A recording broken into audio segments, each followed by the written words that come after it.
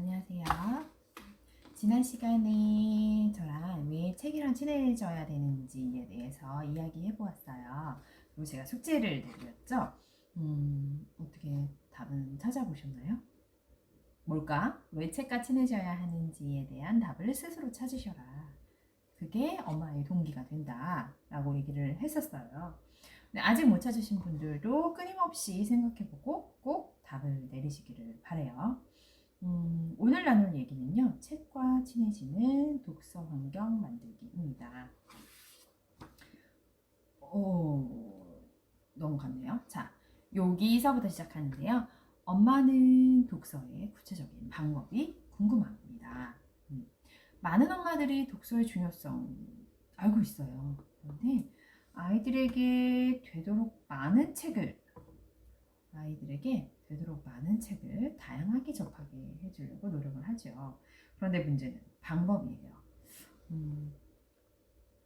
어떤 게 문제냐? 구체적인 걸 좀 알려달라. 읽긴 알겠는데 너무 두루뭉실해. 이런 엄마들의 궁금증과 고민을 해결시켜 드리려고 엄마의 독서 고민을 조사한 책이 있어요. 1% 리딩 멘토링이라는 책이고요. 오늘 할 내용들은 여기에서 많이 발췌를 했고요. 엄마들은 이 방법에 대해서 어떤 고민이 있는지를 살펴보았더니, 자, 첫 번째로는 책 선택이 어려웠고요. 그 다음에 독서 편식, 낮은 흥미하고 독서 편식이 제일 문제예요. 그 다음에 세 번째, 책을 읽어주는 방법이 제일 중요하긴 한데, 읽는 방법은 독후 활동, 요즘 굉장히 많이 하시죠. 독후 활동이 어렵다.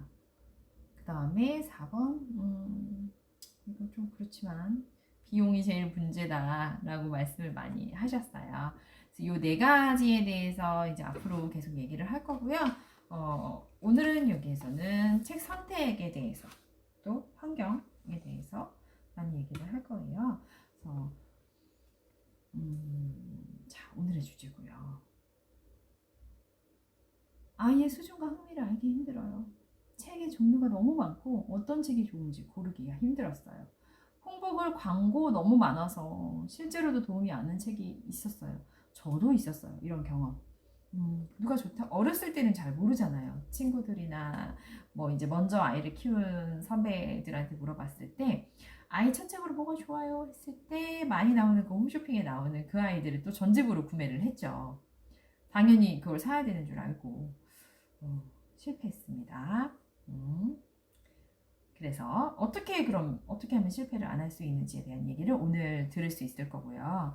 그 다음에 책을 가까이 하고 싶은데 TV가 문제죠. TV를 자꾸 보게 돼요. 스마트폰, TV, 이게 제일 또 걸림돌이 될 수 있고요. 우리 아이한테 맞는 책이 뭐가 제일 어렵고요. 책 선택이 가장 어려워요. 그래서 도서 선택 시 고려한 것은 일반 엄마들과 잘 키운 1% 엄마들을 비교를 해봤더니 요게 되게 큰 의미가 있어요. 20%. 여기 21%의 차이가 있는데요. 요만큼의 공백이 아이를 키우는 팁에서 조금 차이가 있지 않을까? 작은 팁이지 않을까 싶어요. 1% 엄마들은 도서의 구성과 내용을 살펴보았대요. 자, 표를 드릴게요. 그런데 일반 엄마들의 1위가 엄마들의 입소문. 저 역시 처음에는 그런 엄마였고요. 도서 구성과 내용, 아이의 선호도. 이게 되게 의미 있어요. 광고에 너무 현혹되지 마시고, 그러면 어떻게 해야 하느냐. 자. 우리 아이는 내가 잘 알잖아요. 주변에 휘둘리지 말고 내 아이에게 맞는 책 읽기를 해주세요. 요게 핵심 키워드예요. 제가 드리고 싶은 말씀은 여기에 사실 다 있고요. 구체적인 거를 얘기를 할게요. 많은 엄마들이 입소문을 가장 큰 선택의 기준이라고 얘기했고요. 많은 정보, 업체 광고, 광고의 홍수 속에서 이웃집 엄마나 인터넷 육아 카페 굉장히 요즘 많아요. 입소문으로는 엄마들은 솔깃할 수밖에 없어요. 그런데 1% 엄마들은 어떻게 했냐면요. 입소문에도 물론 귀를 기울였지만 도서의 구성과 내용은 계속 얘기합니다. 아이의 선호도를 훨씬 더 우선하는 것으로 나타났습니다. 내 아이를 가장 잘 아는 것은 바로 엄마예요. 엄마가 제일 중요하고요. 그래서 엄마가 제일 좋은 선생님이고요. 엄마가 아이에게는 아무리 강조해도 모자란 제일 중요합니다. 입소문은 참고하되 실제 도서의 구성과 내용을 살펴본 뒤에 우리 아이에게 맞는 책이 무엇인가에 대한 거 살펴볼게요. 그러면 실제로 살펴보는데 여기에서 선택의 기준은 어떻게 세워야 하느냐? 두 가지를 꼭 살펴보세요. 두 가지. 작품성이고요. 자, 이 책의 작품성. 그 다음에 두 번째로는 아이의 발달과 흥미에 대해서 중요하게 생각해 주시기 바랍니다. 글씨가 너무 개발세발이죠. 여기에서 조금 구체적으로 살펴보면요. 책의 작품성에는 이렇게 내용적인 측면과요. 형식적인 측면을 고려해 주세요. 내용에는 유익한 거 너무 좋죠. 누구나 바라는 유익한 내용. 그런데 저는 이게 더 좋아요. 참신한 내용. 우리 아이들 세대는요. 좀 새로운 거, 참신한 거. 그리고 이전까지 다뤄지지 않았던 소재나 주제를 다루는 책. 또 보편적인 내용이더라도 조금 다르게 이 지금까지와는 다른 시각을 가지고 다루어지고 있는 책을 조금 중요하게 생각하고 있고요. 그다음에 유익한 내용은 뭐 아시다시피 주인공과 등장인물과의 동일시, 감정이입의 과정이 들어있어야 하고요. 그걸 통해서 아이의 행동을 변화시키는 책, 상상력을 높여주는 책, 지적 호기심을 자극하거나 언어적 즐거움을 주는 책, 문학적 아름다움을 느낄 수 있는 책이 유익한 내용이 되겠죠. 그 다음에 형식에서 살펴보면요. 여기는 독창성과 탁월성 다 비슷하면 안 되겠죠. 그 다음에 중요한 것 중에 하나 조화로움입니다. 독창성과 탁월성은요. 어휘나 문체 등 글의 표현과 그림의 기법이 독창적이고 뛰어난 책을 얘기하고요. 그 다음에 이제 조화로운 거는 글과 그림, 판형, 재질, 조형 요소와 내용이 긴밀하게 관계를 맺고 있어야 돼요. 저는 그림이 너무 좋아서 이 책을 샀는데 좀 글이 잘 안 읽히는 책들이 있었어요. 요거는 조화롭지 못한 책이죠. 그래서 조화가 중요하고요. 그 다음에 두 번째, 책이 아무리 좋더라도 우리 아이의 발달과 흥미에 맞아야 하죠. 그래서 여기에는 발달의 적합성. 그 얘기니까 요거는 쓰지 않을게요. 직접 발달이나 자연적인 발달에 적합한 도서를 골라야 하고요. 혼자 읽기는 당연히 어렵지만 엄마나 어른들이 매개지가 되어서 읽어주면 이해하기 쉽고 즐겁게 감상할 수 있는 도서를 선택하셔야 되고요. 흥미 요소에서는 일반적으로 유아가 좋아하는 요소는요. 영아기 때 아이들이 제일 처음 관심을 보이는 것은 동물 소리, 그 다음에 탈 것. 그래서 아마 책들을 많이 보시면 동물이나 탈 것에 대한 주제가 많을 거예요. 그래서 동물, 경이, 감각, 미, 마술, 성공, 유머, 정의, 환상, 정의로운 거, 벌을 응징하는 거 좋아하고요. 환상의 모험을 떠나는 것들, 환상을 좋아하고요. 그 다음에 친구들과의 관계, 엄마와의 관계, 이렇게 대소, 리듬, 이와 같은 요소를 많이 포함하고 있을 때 유아의 흥미를 이끌어내고 적합한 반응을 유도할 수 있습니다. 자, 작품성을 어떻게 살펴볼 수 있는지 저랑 볼게요. 해외 유수의 아동 도서 상을 받은 제품들을 선택하시는 게 좋아요. 요거를 먼저 만나보시면 좋은 안목을 기를 수 있어요. 좋은 책을 만나봐야 좋은 책을 알 수 있겠죠. 기술적인 문제가 있었고요. 자, 칼데코스상과 라가치상 살펴볼 거는 이런 게 있어요. 한번 보이네요. 칼데코상 요거는 미국이에요. 미국 어린이 도서관 협회에서 한 해 주는 상이고요. 제가 요거를 말씀드리는 이유는요. 이 상의 선정 기준을 보시면 책을 보는 안목이 길러지겠죠. 어떤 책을 골라야 하는지에 대해서 선정 기준에 대해서 말씀을 드릴게요.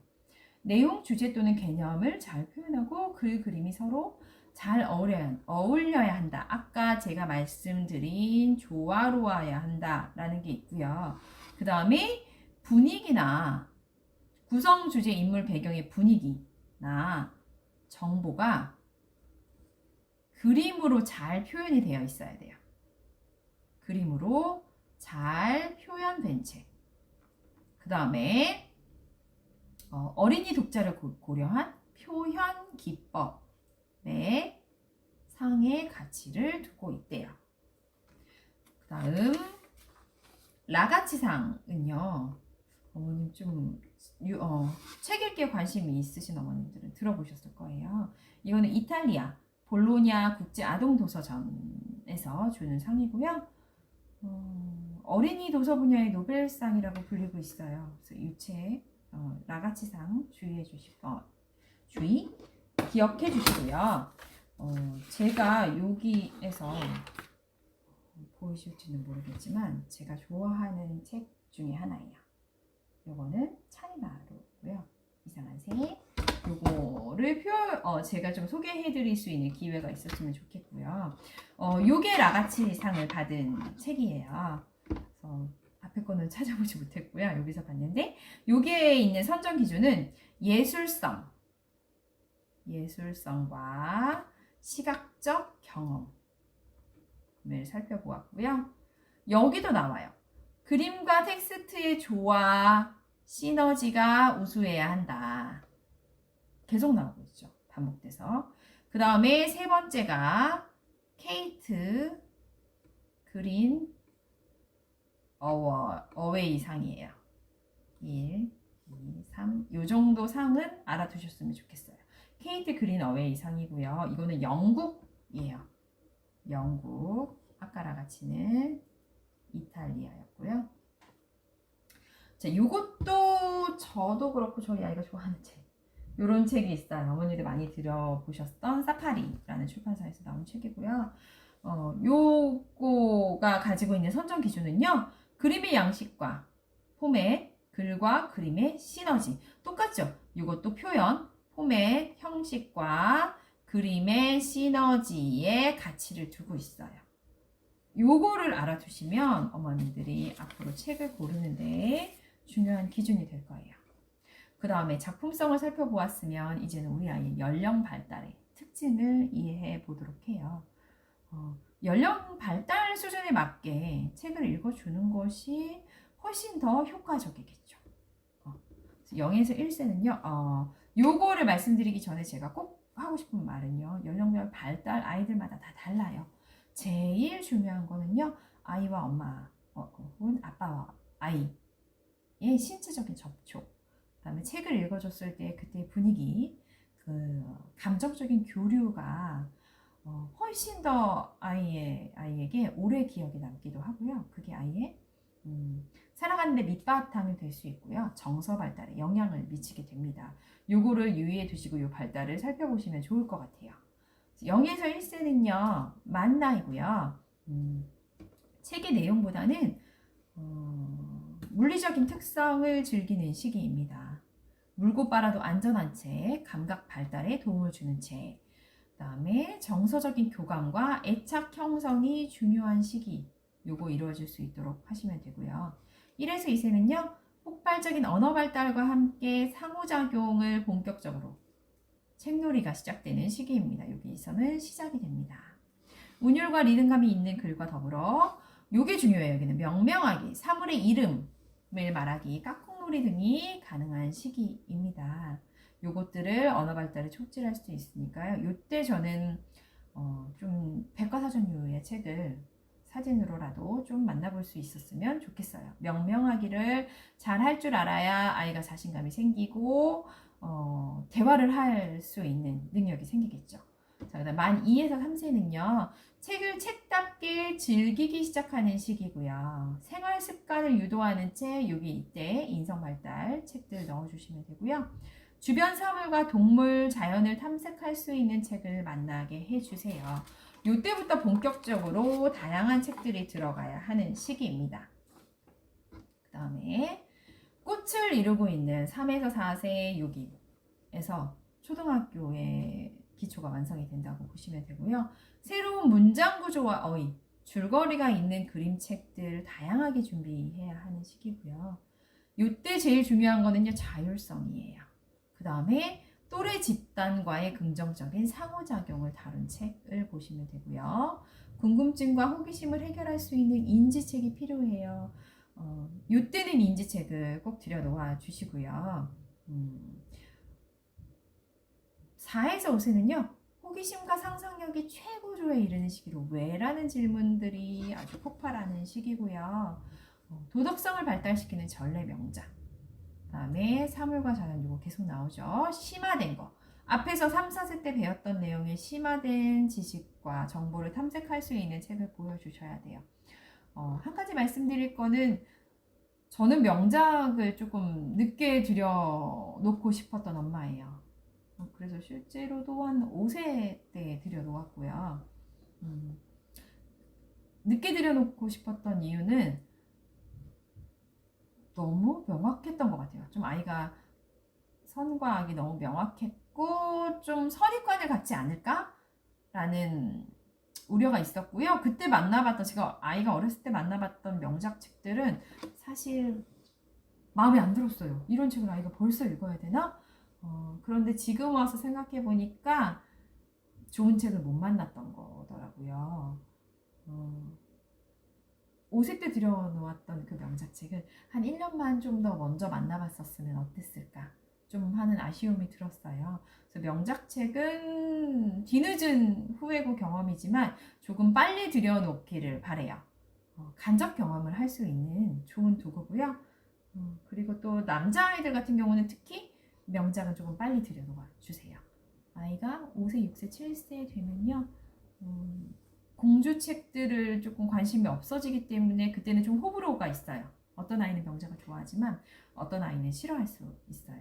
그래서 조금 빨리 들여놓아 주시는 거를 추천드립니다. 만 5세에서 6세는요. 사고력의 발달로 깊고 복잡하고 추상적인 사고가 필요한 책을 읽어낼 수 있는 시기예요. 읽기 독립을 유도할 수 있는 시기고요. 쉽고 재밌는 그림책, 다양한 배경 지식을 채워주는 그림책을 전해주세요. 모든 책을 들여놓을 때 제일 중요한 것 중에 또 하나는요. 반박자 빨리. 반박자? 예를 들기 좀 그렇지만 반박자 빨리 들여놓으시는 거를 추천드립니다. 왜냐하면 필요한 시기를 놓칠 수 있어요. 그리고 또 우리 어떤 물건이든 살 때 경험해 봤던 건데요. 고민하느라고 이 책이 필요한 그 시기 때 책을 사려면요. 이 책이 좋을까 저 책이 좋을까 살펴보고 고민하느라고 시간을 다 쓸 수 있어요. 그래서 조금 놓칠 수 있기 때문에 아이가 필요한 시기보다 좀 이 연령 발달을 고려해서 좀 빨리 들여놓는 거를 추천드립니다. 그 다음에 볼 거는요. 그러면 어떤 도서의 분야를 봤어요? 1% 엄마들은요, 내 아이에게 맞는 독서 전략을 선택했고요. 대부분의 엄마들은, 일반 엄마들은 특별하게 신경 쓰지 않고 골고루 다양한 분야를 익혔어요. 내 아이가 지금 보고자 하는 책, 흥미로워하는 책을 위주로 읽혔고요. 그렇다면 1% 엄마들의 노하우, 살짝 달라요. 이 한 끗 다른 노하우는 뭐냐면요. 창작을 신경 써서 읽혔다는 게 46%로 압도적이었어요. 일반 엄마들 대비해서 22% 높은 수치고요. 창작 이외에도 자연관찰, 과학, 백과, 수학, 영어의 분야를 일반 엄마들 대비 훨씬 더 많이 읽힌 것으로 나타났습니다. 자, 요게 중요해요. 좋아하는 분야는 더 깊게, 상상력과 창의력을 길러주는 문학 독서를 일정 수준 이상 유지하고 다양한 책 읽기를 유도했습니다.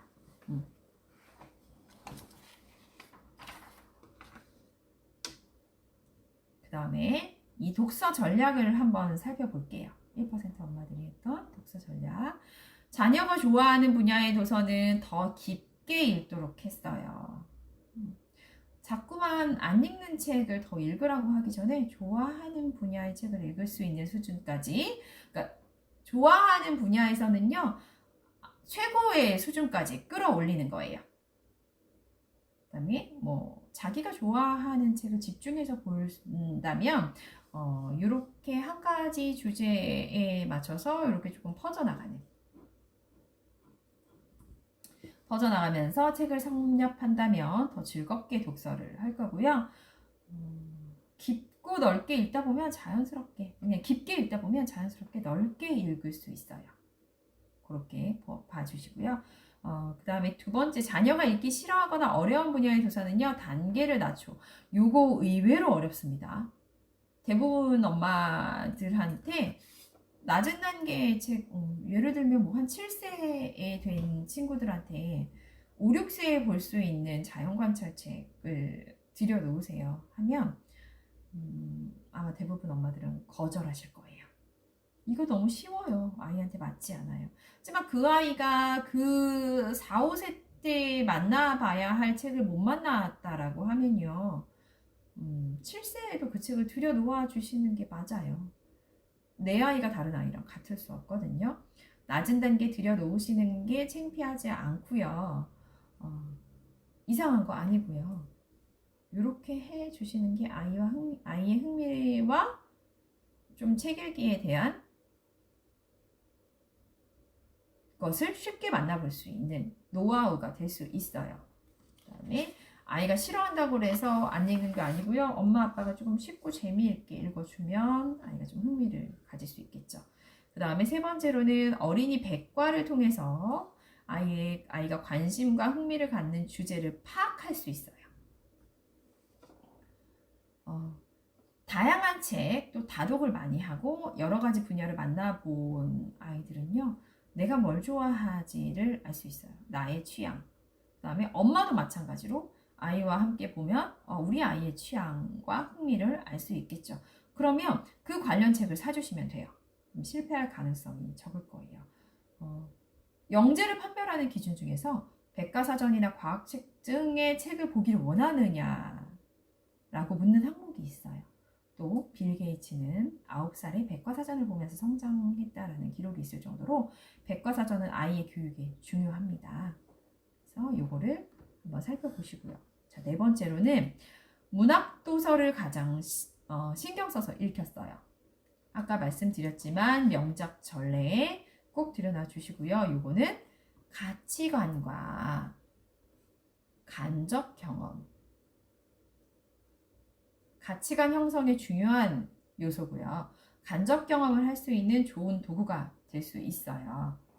아예 일상생활이나 재미있는 소재로 풀어놓은 창작 동화를 읽혀주시고요. 명작 전래를 통해서 옛 조상의 지혜와 슬기를 배우고 권선징악의 교훈을 통해서 가치관을 정립할 수 있게 할 수 있겠죠. 이렇게 중요하게 보시면 되고요. 그 다음에 또 어려운 것 중에 하나가 전집을 살 것이냐 단행본을 살 것이냐겠죠. 그런데 요게 핵심입니다. 전집으로 기본 독서 환경을 갖추고요. 아이의 관심과 취향을 고려한 단행본으로 개성 있는 책 읽기를 완성합니다. 요게 정답이에요. 정답은 없겠지만 요게 키워드입니다. 전집을 사야 할까요? 단행본을 사야 할까요? 가장 많이 하는 질문 중에 하나고요. 두 가지가 극명하게 나뉘어요. 어떤 어머님들은 아이랑 함께 꼭 서점에 가서 아이가 좋아하는 책들을 단행본으로 구매하시는 어머님들을 좀 늘 볼 수 있고요. 전집을 구매하는 어머님들은 그러면 왜 전집을 구매하느냐, 요거에 대해서 살펴보려고 해요. 또 장점과 단점에 대해서 제가 또 묶어놨습니다. 엄마들이 이야기하는 전집의 장점은요, 전집으로 모든 영역을 구성 가능하죠. 커버가 가능하다는 거예요. 그런데 주의할 점은요. 전집도 단행본처럼 되도록 실물 도서를 꼼꼼하게 살펴보고 각 권의 글과 그림의 퀄리티를 직접 확인해 주세요. 리스트를 살펴보고 도서 구성의 특징과 책의 교육적인 효과도 따져보시고요. 가장 피해야 할 거. 권수가 많다. 다양한 종수다.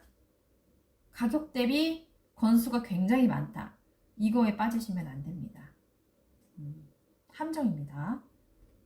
좋은 책을 구성과 내용을 살펴보시면 좋겠어요. 이런 내용들에서는요. 전집은 영역이 골고루 분포되어 있는데 엄마가 일일이 단행본으로 다양한 영역을 사주기는 어렵죠. 그래서 전집의 장점이 있고요. 시간 절약 측면에서 좋고요. 편리해요. 왜냐하면 엄마가 되고 나니까 하루하루가 너무 바쁘죠. 전 엄마들도 굉장히 바빠요. 직장맘은 당연히 물론 바쁘지만 일일이 도서를 검색할 시간이 없는 엄마들에게는요. 전문가가 엄선한 전집은 시간 절약과 편리성 측면에서도 참 감사하죠. 그 다음에 독서 편식을 방지할 수 있어요. 요거 엄마도 사람인지라 엄마의 취향과 엄마의 성향이 도서 선택에 영향을 미칠 수 있어요. 그런데 전집으로 사게 되면 이것을 방지할 수 있죠. 그 다음에 가격적인 측면에서도 단행본으로 구성하려면 가격이 더 비싼 경우가 있어요. 그 다음에 이제 살펴볼 거는요. 단행본의 장점입니다. 이거는 전집을 한번 구성할 때는 좀 비용적인 게 만만치 않죠. 선택에 어려움을 많이 느낀다면 단행본으로 추천도서로 시작하는 것이 좋고요. 아이와 함께 도서를 살펴보고 직접 관심과 흥미에 맞는 책을 고를 수 있기 때문에 요거가 장점이죠. 하나하나 고를 수 있죠. 실패할 가능성이 적고요. 다채로운 주제와 부담 없는 구매 도서의 완성도 요거를 가질 수 있어요. 전집에는 없는. 전집은 한번 구성하면 대부분 한 10년, 20년이 가기 때문에 좀 빠질 수 있는 영역들이 있어요. 요건 좀 실수고요. 빠진다기보다는 최신에 없는 주제들이 나올 수 있고요. 전집에 없는 다채로운 주제와 내용, 형식의 책을 채울 수 있고요. 부담 없는 가격이 있겠죠. 그 다음에 한 권으로 선택을 받아야 하기 때문에 완성도가 뛰어난 작품들이 있어요. 그런데 아까 처음에서도 말씀드렸다시피 저는 굉장히 게으른 엄마예요. 그리고 이 뛰어난 안목을 가지고 있지 않는 한 단행본 하나를 하나씩 고르기가 쉽지 않거든요. 그렇기 때문에 키워드 전집으로 전체 영역을 구성한 다음에 흥미로운 책을 단행본으로 사시는 걸 추천드립니다. 시기를 놓칠 수 있어요. 자, 마지막으로 책을 쉽게 접하게 하려면 어떻게 해야 할까요? 책과 친해지는 독서 환경을 만들어 주세요. 요거는 이제 많은 어머님들이 알고 계시죠. 곳곳에 눈에 손길 닿는 곳, 눈길 닿는 곳, 곳곳에 책을 놓아주세요. 요거 좀 피해 주셨으면 좋겠어요. 줄 세워서 책장에 예쁘게 진열된 책에 만족하고 있으신 어머님들 계세요. 이거는 뭐 성격상 어쩔 수 없겠지만 가지런히 놓아져야 하고 흐트러진 거 못 보시는 어머님들 좀 참아주세요. 아이가 책을 보고 만질 수 있는 기회를 많이 주는 것부터 시작을 해야 돼요. 그 다음에 텔레비전과 스마트폰, 패드 최대한 늦게 접하게 해주시고요. 요거의 중요성은 뭐 1시간으로 엮어도 모자랄 수 있고요. 텔레비전이 없는 거실을 만나는 게 어렵다면 몇 권의 책이라도 올려놓거나 화장실, 식탁, 뭐 잠자리, 침대 맡에서 책바구니를 놓아두시는 것을 추천드립니다. 전면 책장을 해놓을 수 없다면 가판대처럼 책의 표지가 보이게 놓아두는 것이 아이의 흥미를 이끄는 데 효과적이고요. 잠드는 방에는 반드시 책꽂이를 두어서 베드타임 독서, 아침 독서가 이루어질 수 있도록 해주세요.